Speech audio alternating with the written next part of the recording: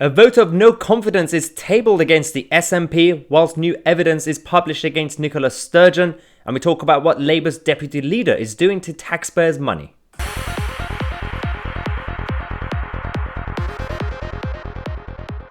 Hello everyone and welcome to today's first program. We're going to talk about the latest that we have from the SNP scandal. But before we start the show, I want to give a massive shout out to one of our subscribers, Sue, who is based in Portsmouth. I was actually talking to her on the phone earlier today.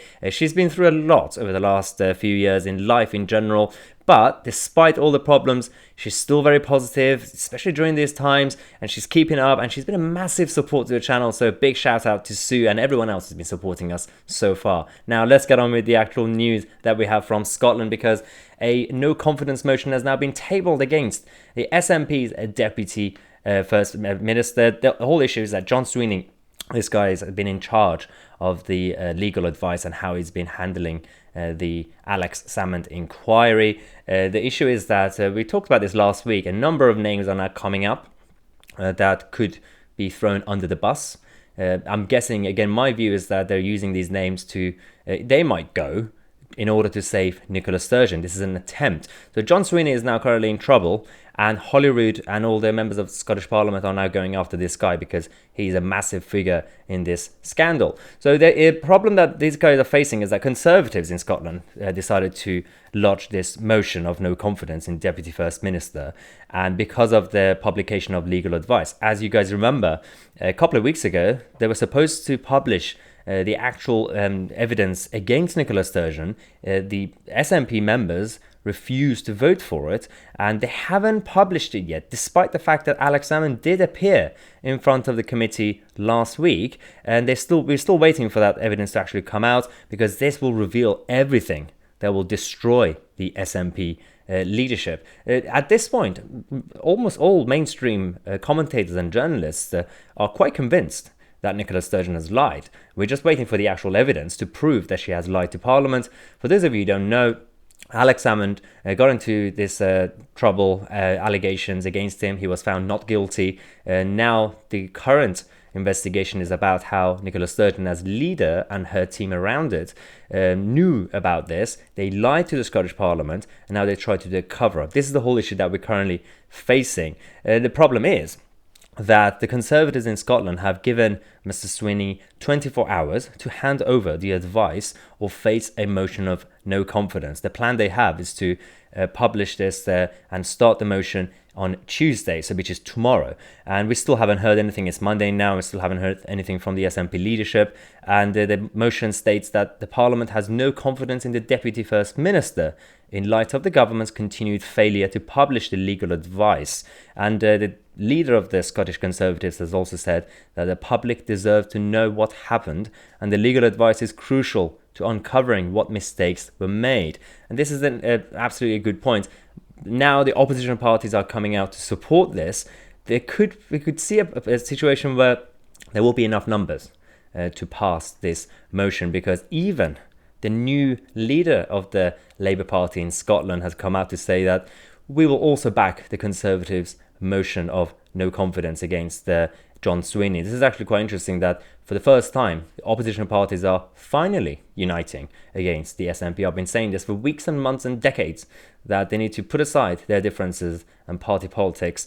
At this point, the main rival is the SNP. In order to save Scotland from the SNP, these guys need to get together and work together. And we have some news on that as well, because the Liberal Democrats, who still exist in Scotland, have also supported the motion. Alex Cole-Hamilton, who's been outspoken against Nicola Sturgeon and sits on this inquiry committee, said that there is a simple way for John Swinney to avoid another no confidence vote, and that is to release the legal advice, as Parliament has twice made very clear that it expects him to do so.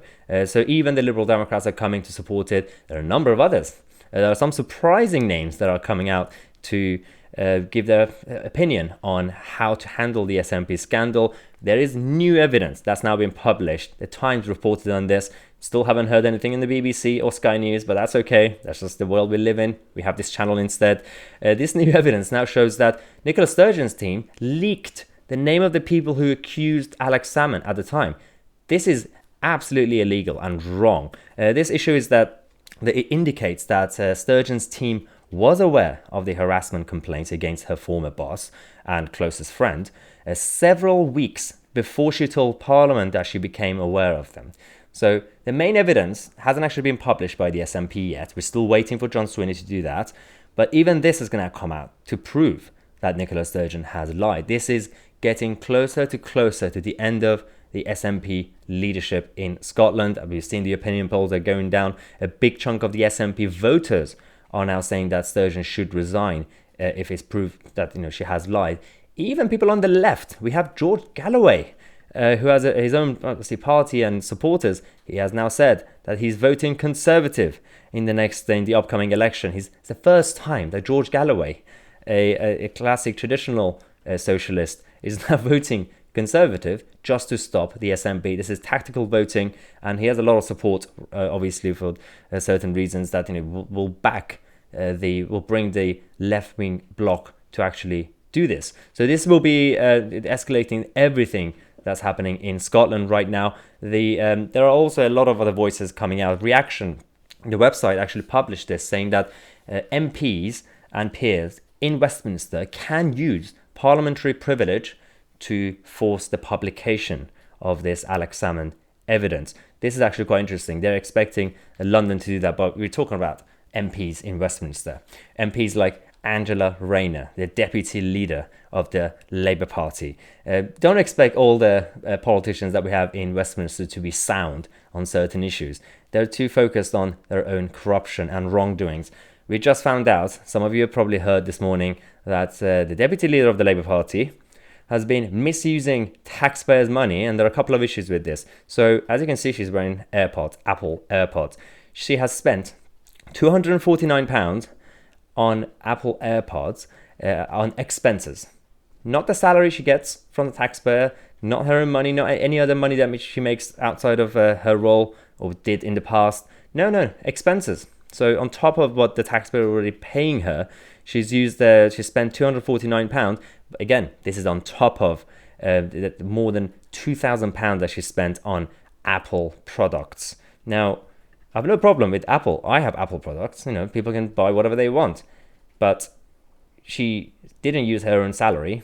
Even, to be fair, if I were an MP and if I get paid by a taxpayer, if I want to get something like headphones, you don't really need to go with luxury products at this point, especially with the financial crisis hitting everybody. The issue we have is that this is the list of all the things some of the things that she's been buying. AirPods, iPad Pro. Again, we could say iPad because that's your generic tablets these days. It could be essential, I guess. But everything else, Apple Pencil, velvet chair, and so everything that you don't actually need.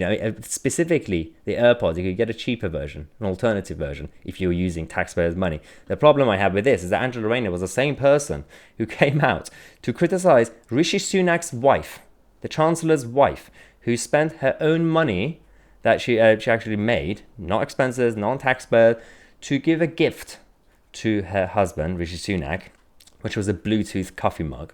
Angela Rayner said that £180 for a Bluetooth coffee mug. She criticised that, saying that this is not right. So people spending their own money to buy a gift for their own partners, and firstly it's 180, so it's cheaper than the AirPods that she got. So she criticised that, and she's gotten into this trouble. By the way, this is not a left-wing problem. It's not just the socialists being hypocrites. We just heard that Matt Hancock, the health secretary, has also been claiming AirPods on expenses. What is going on in Westminster? I have absolutely no idea. As if we didn't have this problem about just over 10 years ago with the expenses scandal. You would think that MPs would learn from their mistakes. Clearly not. But again, thanks to websites like Guido Fawkes and this channel, we will expose the hypocrisy of MPs, regardless of if they're left-wing or right-wing or Liberal Democrats, whatever they are. Now, in today's segment of News in Your World, we have a latest story from two of our subscribers. This is Helen and Dave. So Helen and Dave decided to buy a camper van at the beginning of 2020 last year to live in it full time, but also travel around, have a great time. At the same time, lockdown started a couple of months later.